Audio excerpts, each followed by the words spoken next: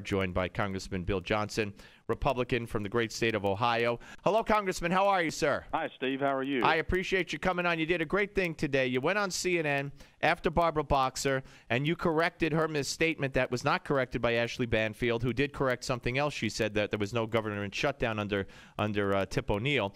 But she claimed, Boxer did, that the health care bill was a bipartisan bill passed by Democrats and Republicans alike. And you came on after her and said, wait a minute, not one single Republican voted for that bill. So kudos to you. Well, thank you very much. And not to mention that that the majority of Americans today are saying that they don't like that law and that they've got major concerns with it. Yeah, no, absolutely right. All right, so let's talk a little bit about. First of all, you, as I should tell the folks, a retired Air Force Lieutenant Colonel, and we're very proud of that, and thank you for your service. But I know how much I know what it did to you, because I know what it did to me, and I've never served. To see what they've done to the World War II veterans and how they treated them and purposely putting up barricades, I know that outraged you. It did outrage me, and this is an example of what this administration continues to do.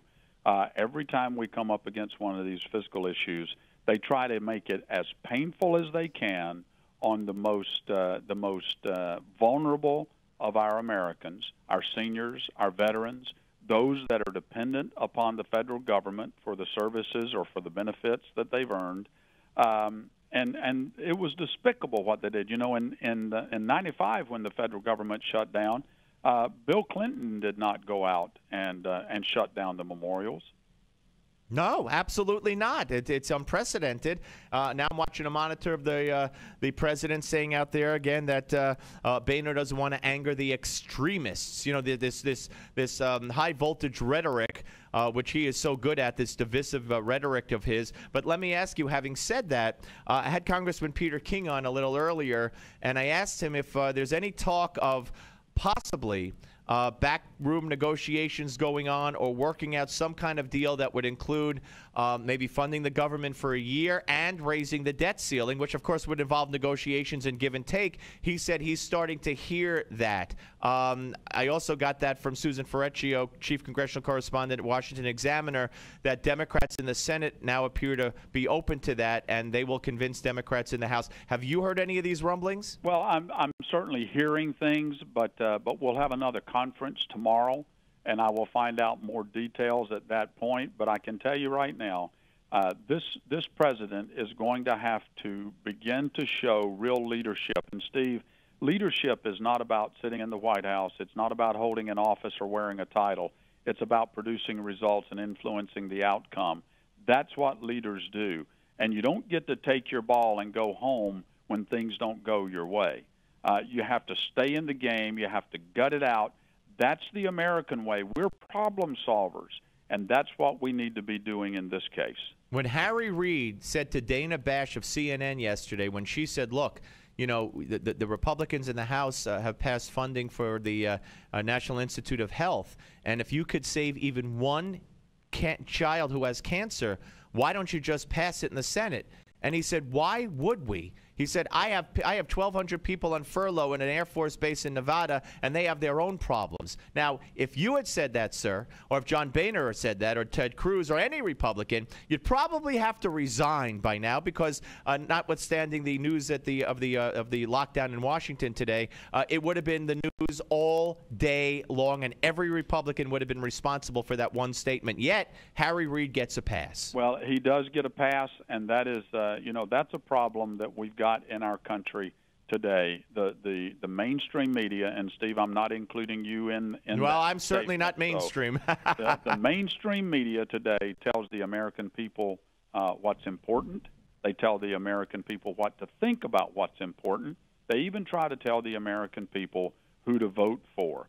I mean, if you're not one of the mainstream media's top personalities in the nation, then you don't even get an opportunity to be visible as a potential leader at the senior level. And what we need today is real leadership in Washington. This mule-headed, dig in your heels at all cost approach that's going on, sometimes on both sides of the aisle, by the way, but certainly with this president and Harry Reid, it's going to epic proportions.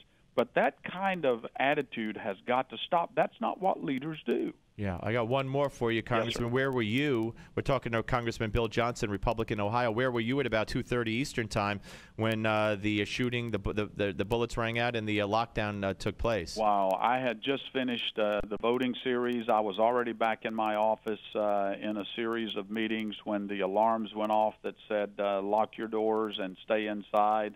I was watching it play out on the news just like everybody else in America was. So, to be honest with you, other than the brief news conference that the Capitol Hill Police put out, I know about as much about the details of what happened as you do. And what were you thinking? I mean, you know, as I asked earlier of others, given the climate with the shutdown, plus anytime anything like that happens, it would be of concern and scary. What was going through your head? Well, I'm going to tell you that I gave no thought to who the perpetrator or perpetrators might be. My first thought was, oh, my God, I hope no one is seriously hurt. And I began to think of my colleagues. I began to think of the staff. I began to think of the Capitol Hill Police, who would naturally and immediately respond to such a thing. And I haven't heard the condition of the one Capitol Hill policeman that was. Yeah, no, we don't know anything about his condition. Okay. Yeah, so do we all. But one other thing I was remiss. Yes. Lots of times, especially to Republicans, the media is attacking you guys by saying, "You're going to take your salary? Are you going to take your salary?" And I know that you and they only ask them, but and you, but you, I believe, have decided to do something with your salary during the time of the shutdown. Correct? Absolutely, I am. You know, the American people have been put out. You know, we've got millions that are furloughed and out of work. We've got families that have gone on a long planned vacation, and now they show up and they can't get in our national parks and monuments and things. It's not right for the president. In fact, I don't think the president should be paid during a time like this either. It's irresponsible for leaders to be able to draw their salary when they're not doing their job. So I'm going to donate mine to a charity during this period. That's very admirable, sir, and we appreciate you doing that and appreciate you coming on. I hope you'll come back. Hey, thanks a lot, Steve. All right, thank you. There you go, folks. Congressman Bill Johnson, retired.